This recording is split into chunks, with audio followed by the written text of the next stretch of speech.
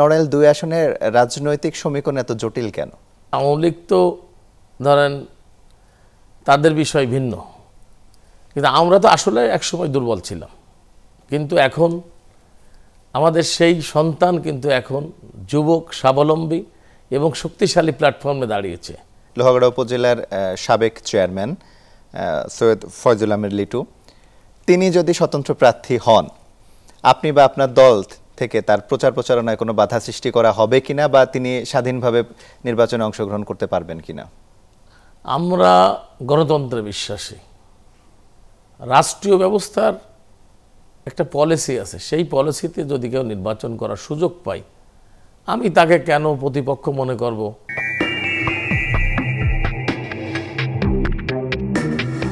দর্শক শুভেচ্ছা নেবেন, আশিক তমাল স্বাগত জানাচ্ছি চ্যানেল 24 এর নিয়মিত আয়োজন যত কথা অনুষ্ঠানে।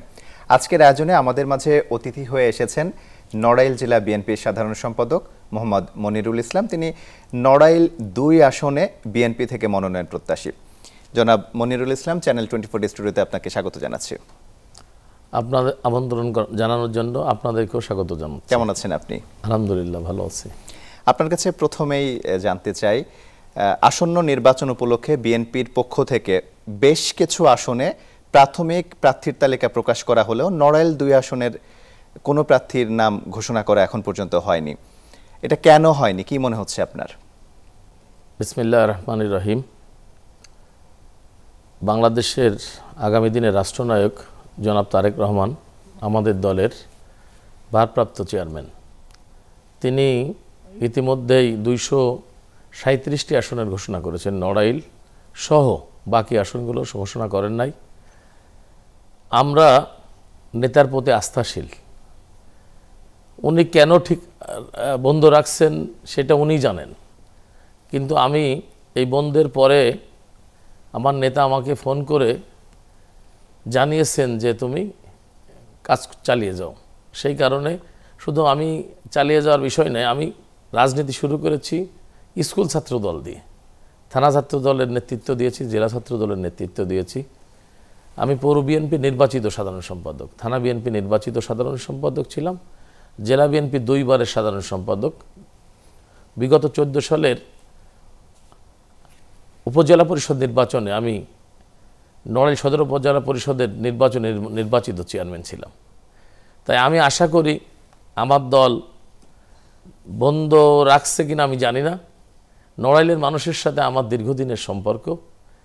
সেই কারণে আমি আমার বিশ্বাসের জায়গা থেকে আমি আশা করি নড়াইল ২ সংসদীয় এলাকা আমার নেতা আগামী দিনের রাষ্ট্রনায়ক তারেক রহমানকে উপহার দিতে পারবো। সেই এলাকা আমি আমার প্রচার প্রচারণা চালিয়ে যাচ্ছি। আমার কোনো দুর্বলতা নাই যে আমি নমিনেশন পাবো না, এরকম কোনো দুর্বলতা আমার মধ্যে কাজ করে না। অনেকেই মনে করছেন যে জোট প্রার্থী এনপিপির একাংশের চেয়ারম্যান ডক্টর ফরহাদুজ্জামান ফরহাদ, তাকেও দল থেকে মনোনয়ন দিতে পারে। এটাও কি অন্যতম আরেকটি কারণ? সেটা কারণ আছে কিনা আমার নেতা জানেন। আর আমি যেহেতু রাজপথ থেকে বেড়ে ওঠা নেতৃত্ব, আমি সর্বপ্রথম 1989 সালের 11ই নভেম্বর ভিক্টোরিয়া কলেজের একটি মামলায় আসামি হয়ে রাজনীতিতে মামলায় প্রথম হাতে খড়ি। বিগত এই 17 বছরের নির্যাতনের শিকার হয়েছি বারবার, আপনারা দেখেছেন। আমি বারংবার জেলে গিয়েছি। বিশেষ করে ছাত্রদের যে আন্দোলন ছাত্ররা নেতৃত্ব দিয়েছিল, নড়াইলে সেইভাবে ছাত্র সমাজ আন্দোলন জমাতে পারে নাই। আমি তারেক রহমান, আমাদের আগামী দিনের রাষ্ট্রনায়ক তারেক রহমানের নির্দেশনায় আমি এই ছাত্রদের আন্দোলন নেতৃত্ব দিয়েছি। আমি গুলির সামনে সম্মুখে যুদ্ধ করেছি। তা সেই কারণে আমার নেতা প্রতি আস্থা রয়েছে। আর ফরহাদ সাহেব, আমি ওনাকে নড়াইলের মাটিতে বিগত 17 বছরে কখনো কোনো আন্দোলন সংগ্রামে দেখি নাই। উনি কোথায় আছেন আমার জানা নাই। উনি একসময় জানতাম যে জাতীয় পার্টি করতেন, পরে ইদানিং পেপার পত্রিকায় শুনি ঢাকায় রাজনীতি করেন। ওই যে কথা বলেন কোন দল, তার রেজিস্ট্রেশন আছে কি না আমি জানি না, এরকম একটা দল আমি এই ছাড়া আমার কিছু জানা নাই আর কি। আচ্ছা, দেশ স্বাধীনের পর 12টি সংসদীয় নির্বাচন হয়েছে। এর মধ্যে মাত্র একটি সংসদ নির্বাচন 1979 সালের নির্বাচনে বিএনপি থেকে সর্বপ্রথম অ্যাডভোকেট মকবুল হোসেন নির্বাচিত হন সংসদ সদস্য। এরপরে বিএনপির কোনো সংসদ সদস্য নড়াইল 2 আসনে দেখা যায়নি। এর অন্যতম কারণ কি, সাংগঠনিক দুর্বলতা নাকি অন্য কিছু? ভৌগোলিকভাবে নড়াইল একটা আওয়ামী লীগ এলাকা ছিল, এটা বাস্তবতার কালকে বলতে হয়।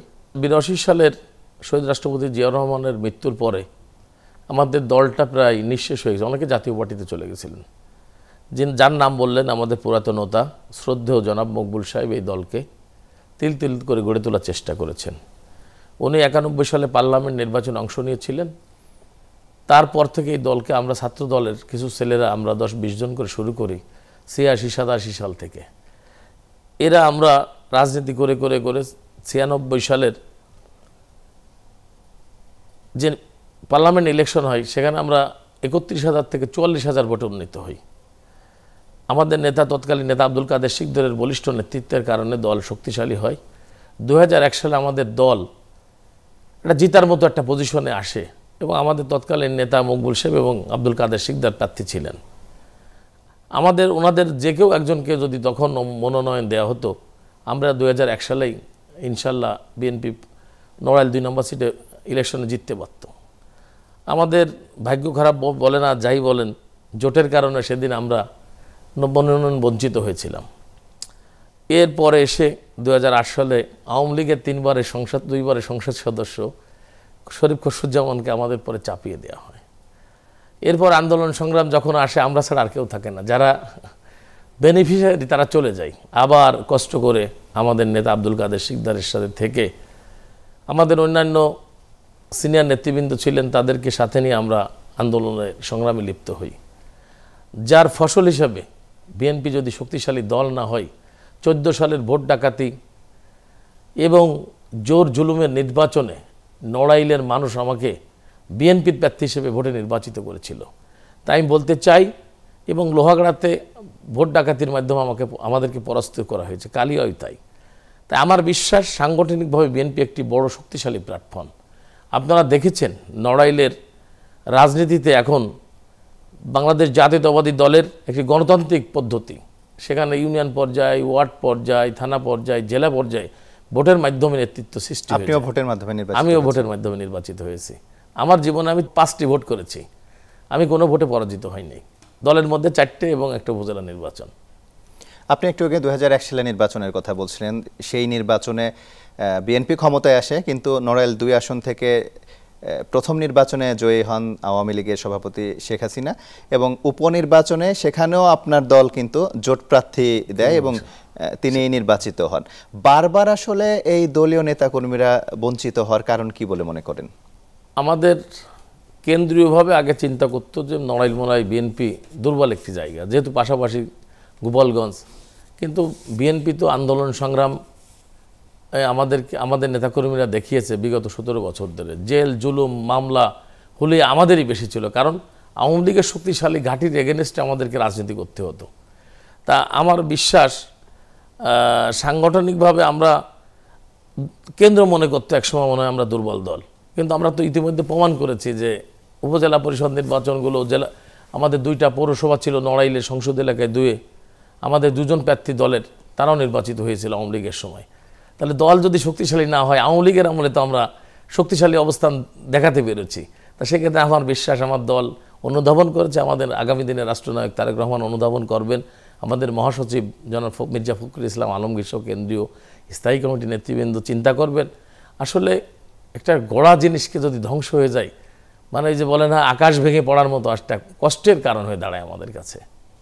আপনি যেটা বলছিলেন যে এই আসনটা আওয়ামী লীগের ঘাঁটি বা আওয়ামী লীগের ভোট ব্যাংক বেশি, কিন্তু একটু খেয়াল করে দেখেন যে এই আসনে কিন্তু আওয়ামী লীগের নেতারাও বারবার বঞ্চিত হচ্ছে। কখনো দলীয় সভানেত্রী তিনি নিজেই প্রার্থী হচ্ছেন, কখনো জোট প্রার্থী হচ্ছেন, কখনো আবার উড়ে এসে জুড়ে বসা নেতারা এই আসনের প্রার্থী হচ্ছেন এবং সংসদ সদস্য নির্বাচিত হচ্ছেন। আসলে নড়াইল 2 আসনের রাজনৈতিক সমীকরণ এত জটিল কেন? আওয়ামী লীগ তো ধরেন তাদের বিষয় ভিন্ন, কিন্তু আমরা তো আসলে একসময় দুর্বল ছিলাম, কিন্তু এখন আমাদের সেই সন্তান কিন্তু এখন যুবক, স্বাবলম্বী এবং শক্তিশালী প্ল্যাটফর্মে দাঁড়িয়েছে।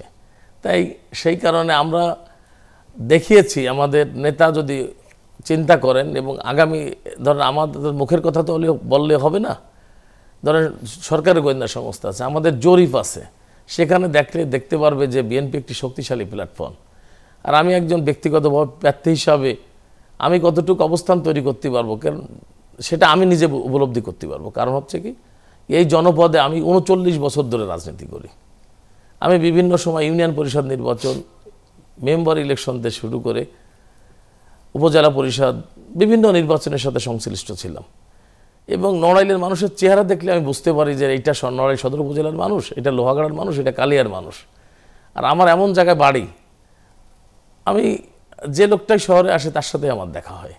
আর আমি তো নড়াইলে বেড়ে ওঠা, ধরেন আমি ব্যবসা বাণিজ্য আগে করতাম নড়াইল বেজে, চাকরি বাকরি করে নাই, সব কিছু নড়াইলকে কেন্দ্র করে আমি স্বপ্ন দেখি। সেই কারণে আমার বিশ্বাস, আমার নেতা যেভাবে নমিনেশন দিয়েছেন আমি দেখেছি, কারণ আমরাও তো বাংলাদেশের এই 64 জেলার নেতাদেরকে চিনি, সেই ক্যাটাগরিতে হিসাবে আমার নেতা আমাকে ইনশাল্লাহ পছন্দ করবেন বলে আমার বিশ্বাস এবং আমাদেরকে মনোনয়ন দেবে বলে আমি আশা করি। জেলার সাধারণ সম্পাদক হিসেবে দলের অভ্যন্তরীণ কোন্দল মেটাতে সাধারণ সম্পাদক হিসেবে আপনি কি তাহলে ব্যর্থতার পরিচয় দিচ্ছেন? না, আমি বলি যে যতক্ষণ পর্যন্ত মনোনয়ন না, আমার জেলায় তো ধরেন 1-2 জন আছে, আমার নেতা 2 জনকে ডাকছিল, অন্য জেলায় 10 জন 20 জন 50 জন ক্যান্ডিডেটও আছে।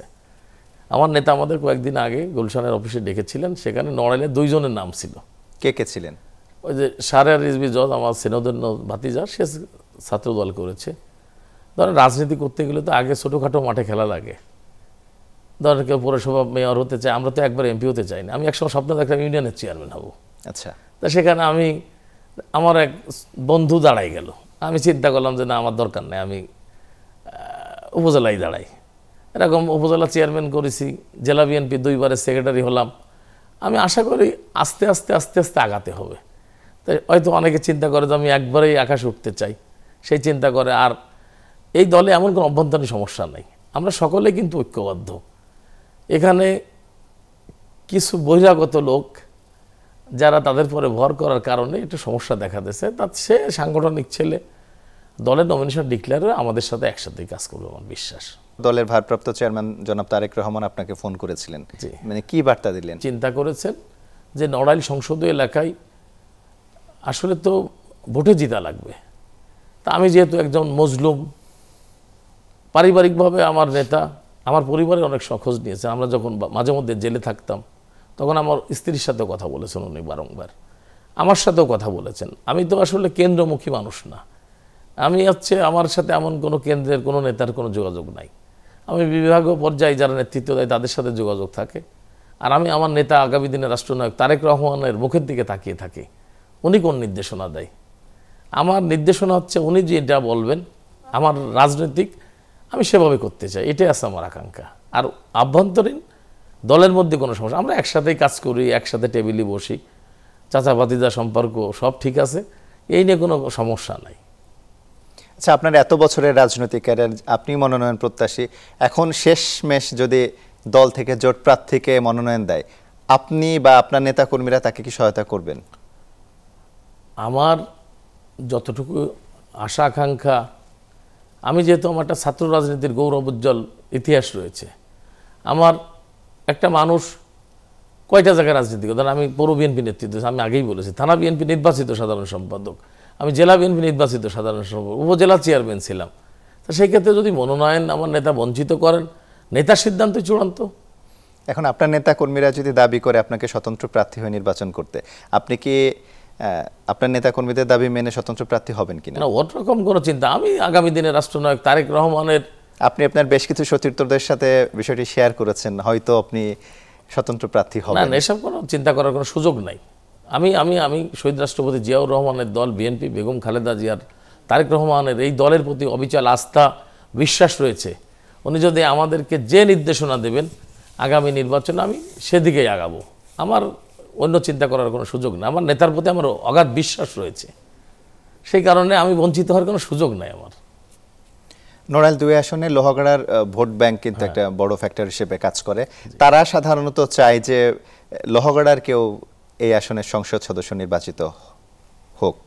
এখন ধরেন আপনি মনোনয়ন পেলেন বা আপনার দল থেকে কেউ পেলো বা আপনাদের জোট থেকে কেউ পেলো, লোহাগড়া থেকে যদি স্বতন্ত্র ভালো কোনো প্রার্থী নির্বাচনে অংশগ্রহণ করে, তাকে আপনারা কতটুকু হুমকি বলে মনে করেন?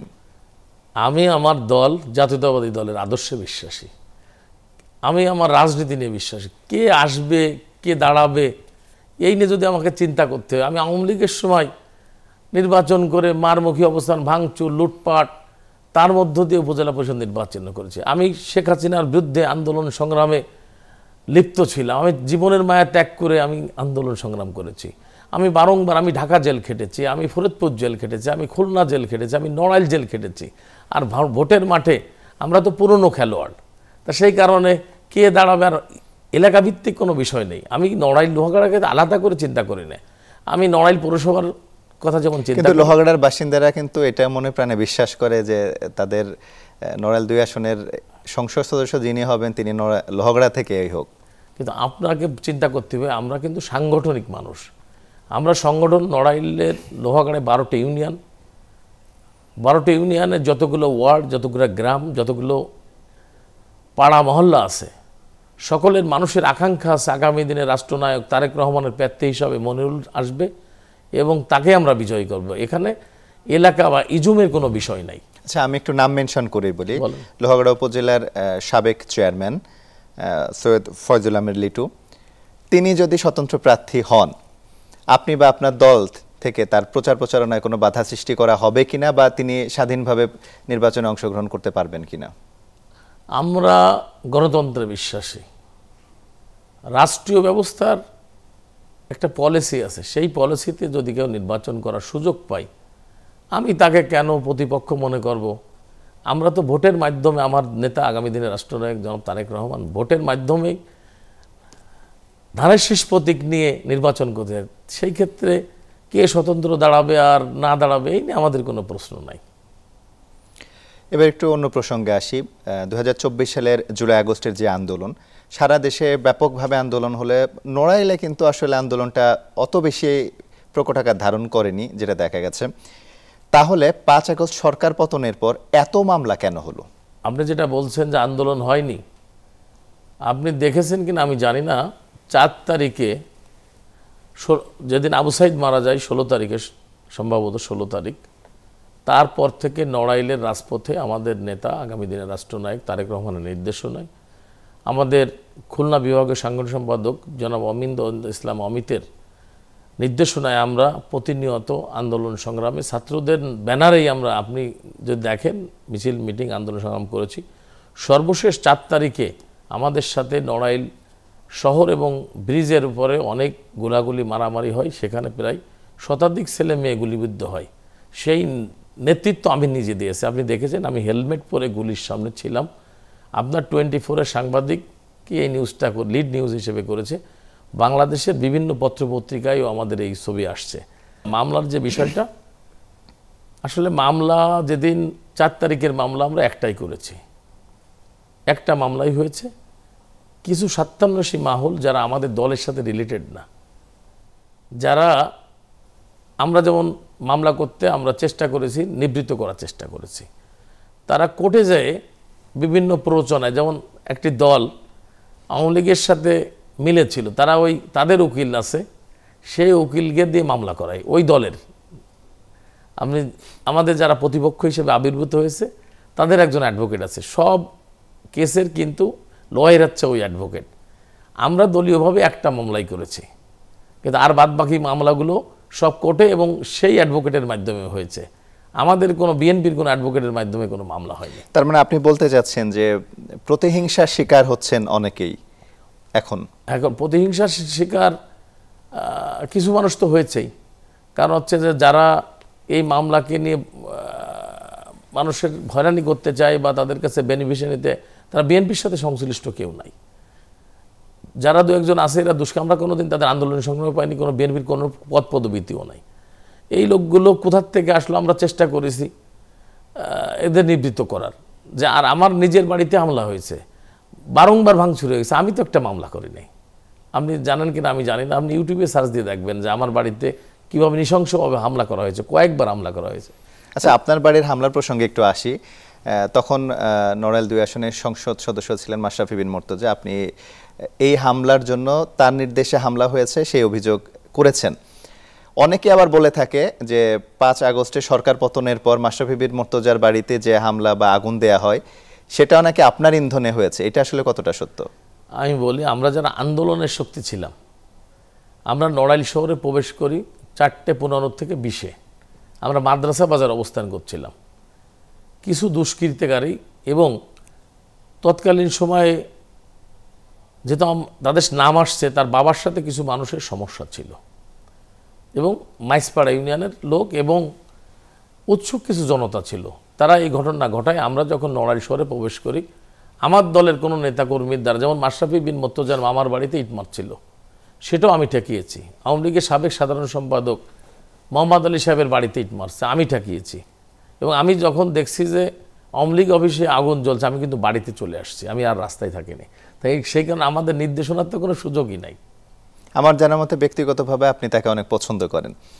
তার বাড়িতে যে আগুন দেয়া হলো প্রায় 1.5 বছর পার হয়ে গেল, কারা আগুন দিল এই বিষয়ে কি আপনারা, যেহেতু আপনার বিরুদ্ধে অভিযোগ বা আপনার দলের নেতাকর্মীর বিরুদ্ধে অভিযোগ আসে, আপনারা কি এটার তদন্তের জন্য প্রশাসনকে কখনো বলেছেন? বিষয়টা হচ্ছে এটা ছিল একটা অভ্যুত্থান।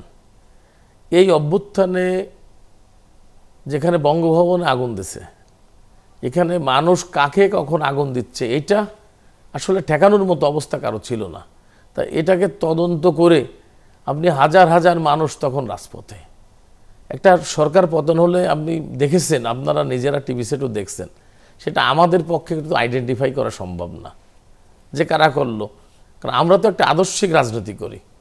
আমি তো ব্যক্তিগত যাইছি যে বলতে পারি না তোমার কি সমস্যা। তা এই কারণে আমরা এইসব বিষয়ে যারা বিপদে পড়লে আসলে আমরা তাদেরকে সমাধান করার চেষ্টা করি।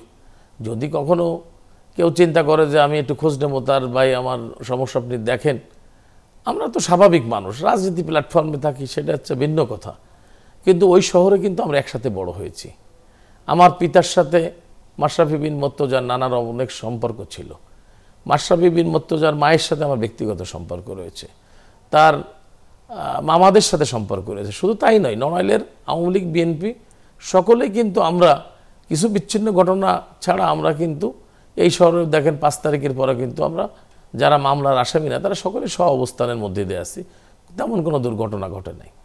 আমি আবার একটু মামলা বাণিজ্যের বিষয়ে আসতে চাই। 5 আগস্টের পরে যে মামলাগুলো হয়েছে, হিসাব করে দেখা গেছে যে আপনার ইউনিয়নে আওয়ামী লীগ বা আওয়ামী লীগের সতীর্থ যারা, তাদের বিরুদ্ধে মামলা কম হয়েছে।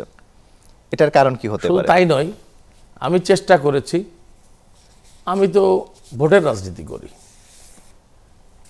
আমার এলাকায় না শুধু আমি চেষ্টা করেছি যাতে মানুষ যারা জড়িত নয় তাদেরকে আসামি দিয়ে একটা মানুষকে হয়রানি করা যাবে না। সেই কারণে শুধু আমার ইউনিয়ন, নদীর উপরেই যতগুলো ইউনিয়ন আছে বা শহরে যারা আছে, আমি ম্যাক্সিমাম লোক যারা পদবিধারী লোক, যারা ওই অপকর্মের সাথে জড়িত ছিল, তারা ছাড়া কেউ আসামি হয়েছে এরকম কোনো নজির নাই। বিগত সময়ে আপনি এবং আপনার নেতাকর্মীরা নির্যাতিত হয়েছেন, আপনার বাড়িতে হামলা করা হয়েছে। আপনার দল যদি ভবিষ্যতে ক্ষমতায় আসে বা আপনি যদি সংসদ সদস্য নির্বাচিত হন, আওয়ামী লীগ বা আওয়ামী লীগের নেতাকর্মীরা কতটা নিরাপদ থাকবে? প্রতিহিংসার রাজনীতি থাকবে কিনা নড়াইল 2 আসনে? ধরেন আমি একটা শিক্ষক পরিবারের সন্তান, আমার বাবা নড়াইল সরকারি উচ্চ বিদ্যালয়ে প্রধান শিক্ষক ছিলেন। আমি রাজনীতি করি জনকল্যাণে, জনগণের জন্য রাজনীতি করি। আমি যা আয় রোজগার করি, ব্যবসা বাণিজ্য করি, দলের পিছনেই খরচ করি। আমি মানুষের কল্যাণের কাজ করতে আসে, অকল্যাণকর কোনো কাজ করতে। আমি নড়াইলকে গড়ে তোলার জন্য, আমি নড়াইলের মানুষের পাশে থাকার জন্য রাজনীতি করতে চাই।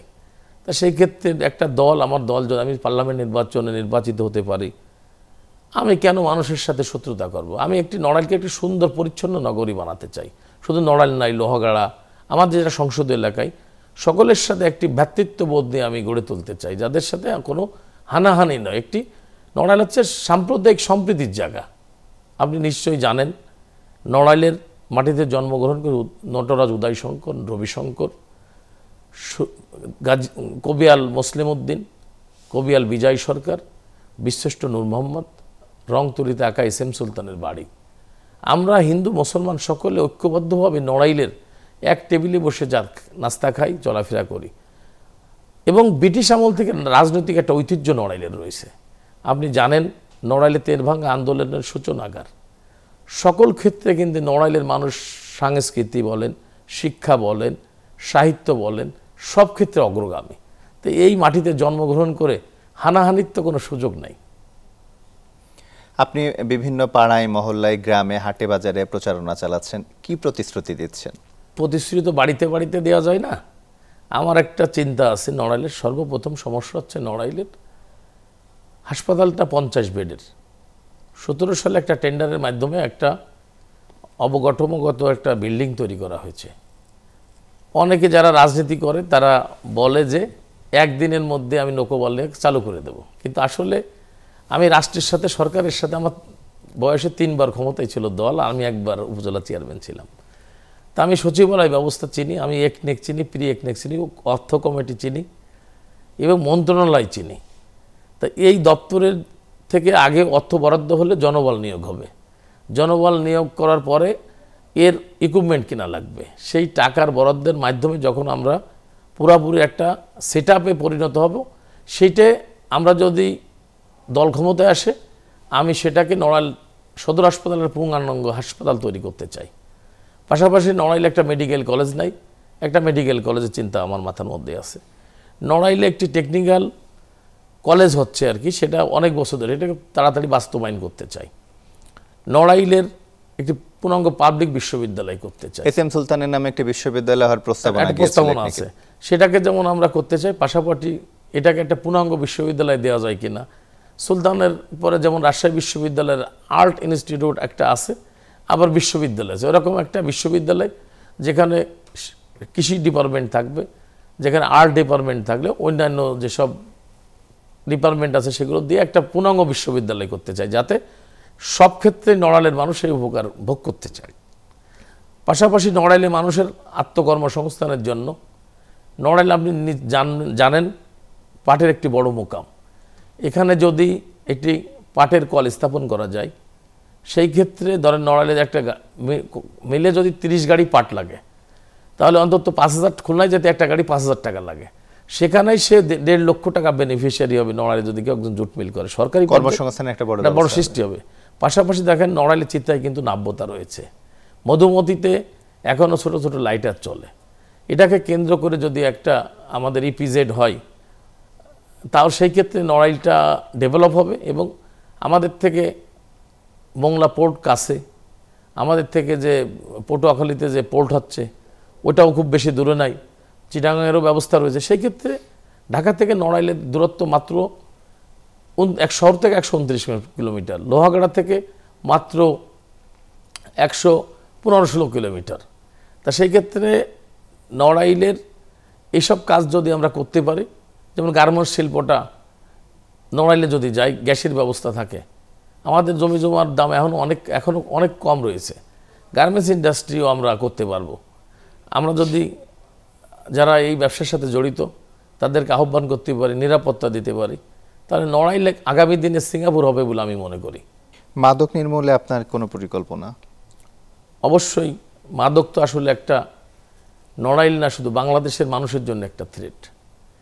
তা নড়াইলেও মাদক অবস্থা কিন্তু খুব ভালো নয়।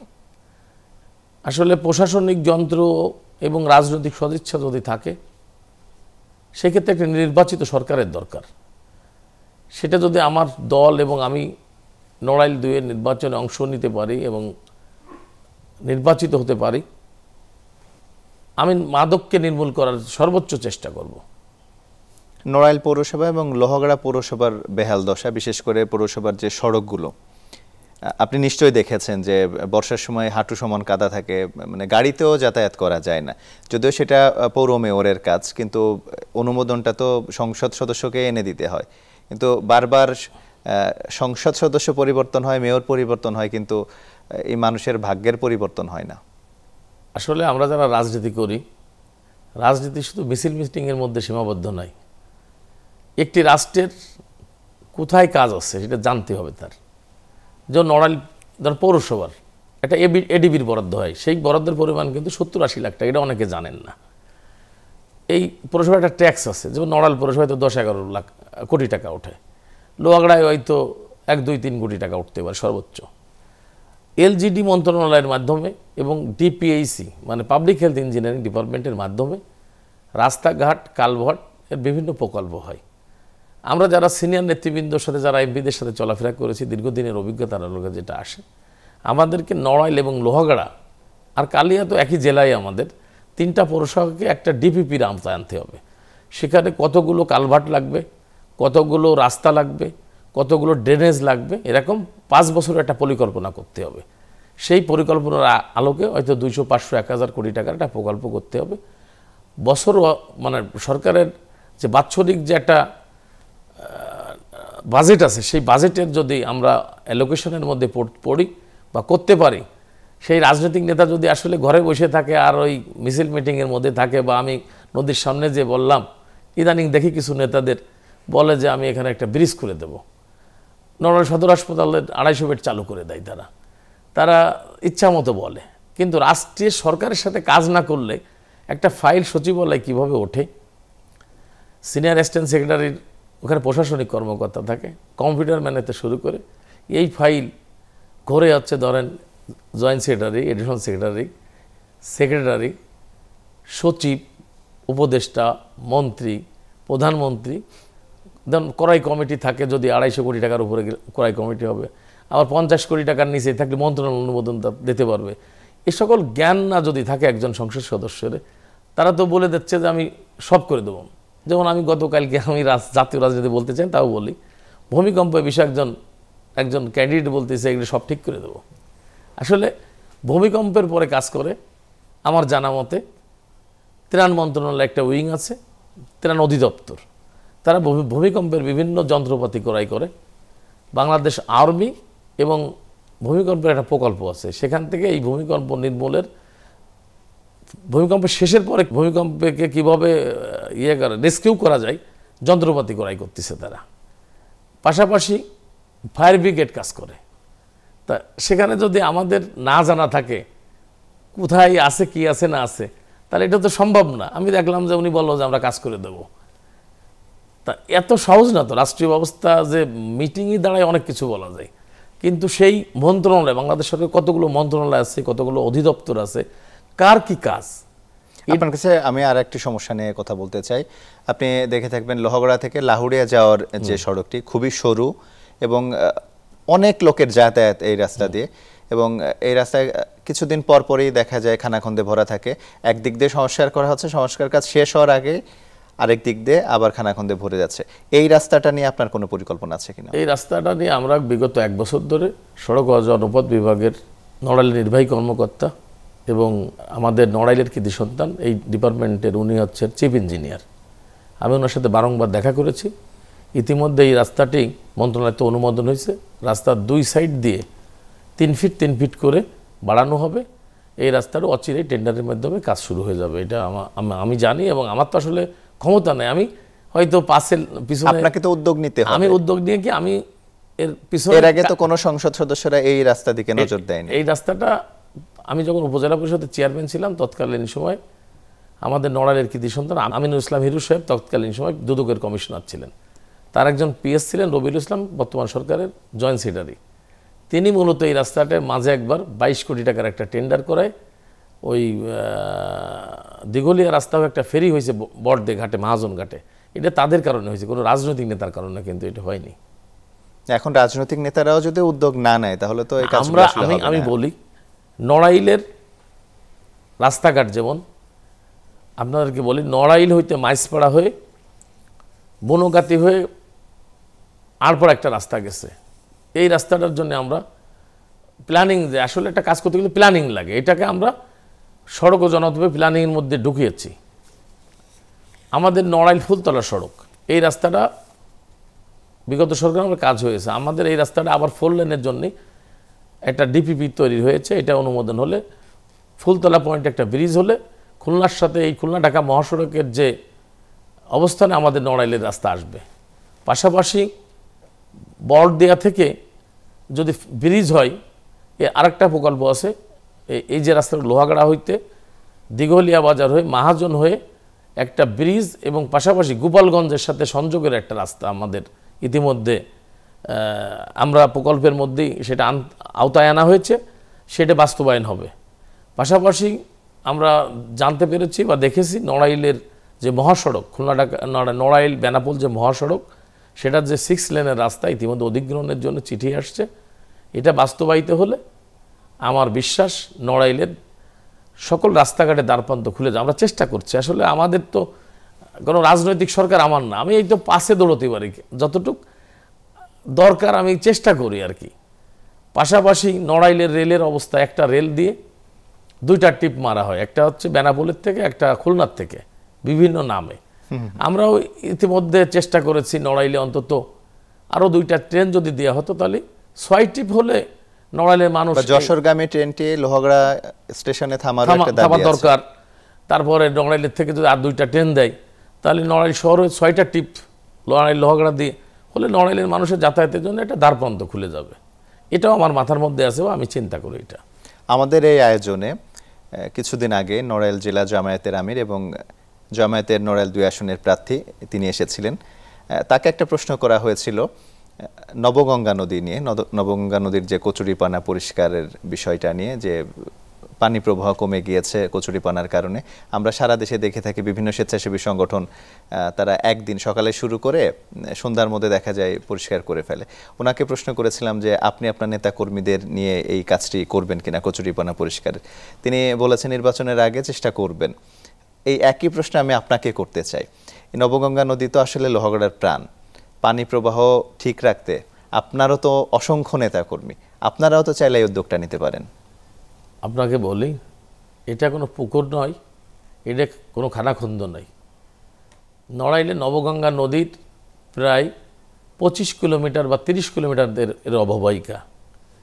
একটা নেতা বা একজন নেত্রী দেখি ধান কাটে, কচুরিপানা পরিষ্কার করে, সেইটার কথা আমি বলতে চাই না, আমি এইরকম আওয়াজ দিতে চাই না আমরা করব। আসলে এটা সম্ভব নয়। আমার চিন্তার মধ্যে আছে, আমি যদি সংসদে নির্বাচিত হতে পারি, আমি দেখেছি যশোর এলাকায় একজন ম্যানুয়ালি 2টা মেশিন তৈরি করেছে, সেই মেশিনের সাহায্যে 10-12 লাখ টাকা খরচ হয়, এই মেশিন দিয়ে কচুরিপানা কাটা যায়। তা আমি যদি পারি, সরকারের যে প্রকল্পে ধরেন এলজিডি হোক অন্যান্য দপ্তর থেকে যদি অর্থ বরাদ্দ সাপেক্ষে আমি এটা করে দিতে পারবো। কিন্তু আমি বলবো না, আমি একদিন লোক দেখানোর জন্য টেলিভিশন সেটে এসে বললাম যে আমি 100 লোক লাগাবো, 500 লোক লাগালাম, 1000 লোক লাগাই আমি হাফ কিলোমিটার জায়গা পরিষ্কার করলাম। এটা নাটক সিনেমা আমি করতে চাই না, এটা হচ্ছে আমার কথা। আমরা অনুষ্ঠানের প্রায় শেষ পর্যায়ে চলে এসেছি। আপনার কাছে একটা প্রশ্ন করতে চাই। এবার ভোটের মাঠে আওয়ামী লীগ নেই, জামায়াত নেতারা আপনাদের ইঙ্গিত করে বলছে যারা বারবার দুর্নীতিতে চ্যাম্পিয়ন হয়েছে তাদের ভোট দিবেন না। আসলে এই ক্যাম্পেইনটা আপনাদের ভোটের মাঠে কতটা নেতিবাচক প্রভাব ফেলছে?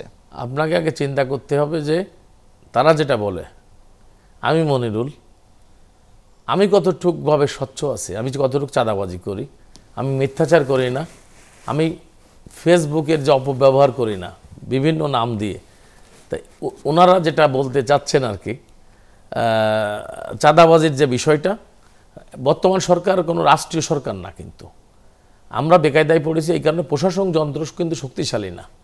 সেই কারণে কিছু অপকর্মকারী যারা, তারা আওয়ামী লীগ না, বিএনপিও না, জামাতও না, এই শক্তি কোনো ধরনের যদি অন্যায় করে তাদেরকে নির্মূল করা যাচ্ছে না। রাষ্ট্র যদি শক্তিশালী থাকতো, যেমন আপনারা দেখেছেন বিভিন্ন সময় তত্ত্বাবধায়ক সরকার এসেছে, তারা অনেক শক্তিশালী প্ল্যাটফর্ম ছিল, তাদের সময় যদি আর্মি নামতো, মানুষ তার মধ্যে একটা আতঙ্ক কাজ করতো, রাজনীতিক কর্মীদের মধ্যে থাকতো, সাধারণ মানুষের মধ্যে থাকতো। কিন্তু এই অপকর্মগুলো করছে একটা শ্রেণী, এই প্রশাসনিক দুর্বলতার কারণে। এই কারণেই আমাদের যেহেতু আসলে বিএনপি, আওয়ামী লীগও ক্ষমতা নেয়, বিএনপিও ক্ষমতা নেয়, যেহেতু আমরা আন্দোলনের বেনিফিশিয়ারি, সেই কারণে আমাদের নেতাকর্মীদেরকে মাঠে দেখা যাচ্ছে। কিন্তু এই অপকর্মের সাথে কিন্তু ওই আমার নড়াইলেরও ওনা যা বলতেছে, ওনার দলের লোকও গাছ কেটে বিক্রি করারও নজির আছে। ওনার দলের নেতাদের অনেক অপকর্ম ওনারাও করেছেন, কিন্তু আমি সেটা বলতে চাই না। এটা হচ্ছে যে এই দুর্বলতা, এই জুলুমের মূল বিষয় আছে প্রশাসন জনতার দুর্বলতার কারণে হচ্ছে। আমার নেতা আগামী দিনে রাষ্ট্রনায়ক তারেক রহমান রাষ্ট্রীয় ক্ষমতায় আসুক, দেখবেন শাসন কিভাবে এই রাষ্ট্র ব্যবস্থাকে শক্তিশালী প্ল্যাটফর্ম দাঁড় করা যায়, দেশটাকে কীভাবে উন্নয়নের শিয়রে নিয়ে যাওয়া যায়। উনি আমাদেরকে 31 দফা দিয়েছেন, সেই 31 দফার আলোকে আমরা কাজ করছি। দেখবেন যে এই রাষ্ট্রের তারেক রহমানের নেতৃত্বে একটি শক্তিশালী রাষ্ট্র পরিণত হবে। আরেকটা প্রশ্ন করতে চাই যে আপনি শুরুতেই বলছিলেন যে নড়াইল আওয়ামী অধ্যুষিত এলাকা এবং আওয়ামী লীগের ভোট ব্যাংক বেশি। এই আওয়ামী লীগের ভোটাররা আগামী নির্বাচনে তাহলে কাকে ভোট দেবে বা কাদের ভোট দেবে? আমরা যারা মাঠ পর্যায়ে রাজনীতি করি, আওয়ামী লীগের যারা সাধারণ ভোটার তারা চিন্তা করবে যে এই নড়াইলের কারা নেতৃত্ব দিতে পারবে, কার দ্বারা নড়াইল নিরাপদ, কে তাদের নিরাপত্তা দিতে পারবে। বিশেষ করে নড়াইলের হিন্দু সম্প্রদায়ের সনাতনী ধর্মাবলম্বীদের বসবাস রয়েছে। আপনি জানেন ৭৯,০০০ হিন্দু সম্প্রদায়ের ভোট রয়েছে। আমি বিএনপির কর্মী হিসাবেও 14 সালের উপজেলা নির্বাচন আওয়ামী লীগ ক্ষমতায় তৎকালীন সময় প্রায় 15 থেকে 20,000 হিন্দু ভোট পেয়েছিলাম, যেখানে আওয়ামী লীগের সভাপতির গ্রাম আপনি জানেন সুভাষচন্দ্র বসু, তার সেন্টারে আমি 1070 ভোট পেয়েছিলাম, যেখানে 1000 হিন্দু ভোট, 1000 মুসলিম ভোট এবং তৎকালীন সরকারি ক্যান্ডিডেট মাত্র 172 ভোট পেয়েছিল। তা হিন্দুদের সাথে আমাদের পারিবারিক একটা সম্পর্ক রয়েছে, আমাদের 3 পুরুষের সম্পর্ক রয়েছে। আমার দাদার সাথে ছিল, আমার বাবার সাথে আছে, আমার সাথেও আছে। আর পারিবারিকভাবে নড়াইল শহরে দীর্ঘদিনের বসবাস, আমার মায়ের বংশ শহরে বসবাস করে, আমার বাবার বংশের অনেকেই বসবাস করে, আমাদের আত্মীয় স্বজন আছে। সেই কারণে আমরা যেমন দলীয় প্ল্যাটফর্মে রাজনীতি করি, সামাজিকভাবে সকল শ্রেণীর সাথে আমরা চলাফেরা করি। আওয়ামী লীগ, বিএনপি, জামাত, জাতীয় পার্টি সকলের সাথে কিন্তু মিলেমিশে চলার চেষ্টা করি। সবশেষ প্রশ্ন, ভবিষ্যতে কেমন নড়াইল প্রত্যাশা করেন আপনি? আমি তো আগেই বলেছি, নড়াইলের উন্নয়নের কথা বলেছি, নড়াইলের পূর্বের ইতিহাস বলেছি, যে আমাদের নড়াইলে কারা জন্মগ্রহণ করেছে। নড়াইলের মানুষ আপনি নিজেই দেখেছেন যে নড়াইলের মানুষ কিন্তু শিক্ষা ক্ষেত্রে, সাংস্কৃতিক ক্ষেত্রে, যেমন দেখেন নড়াইলের সংস্কৃতি এমন সুন্দর যে যখন মসজিদ ফজর আজান দেয়, মুসলমান মসজিদে যারা হিন্দু বোনেরা ডালাগুলো নিয়ে ফুল তুলতে যায়, মাগরিবের নামাজে মসজিদে যায়, ওরা নামাজ শেষে উলুধ্বনিতে পুজো অর্চনা করে। অনেক হিন্দু মুসলমান বাড়িতে এখনও সারেগামার শব্দ শোনা যায়। নড়াইল হচ্ছে একটি সম্প্রীতির জায়গা। আমরা এই রাজনীতির ঊর্ধ্বে থেকে নড়াইলকে একটি সাম্প্রদায়িক সম্প্রীতি মুক্ত নড়াইল করতে চাই। তা সেই কারণে আমার বিশ্বাস, আমি যদি সংসদ সদস্য নির্বাচিত হতে পারি, নড়াইলকে একটি সুন্দর নড়াইল উপহার দিতে পারবো বলে আমার বিশ্বাস। জনাব মনিরুল ইসলাম, আপনাকে অসংখ্য ধন্যবাদ আমাদেরকে সময় দেওয়ার জন্য।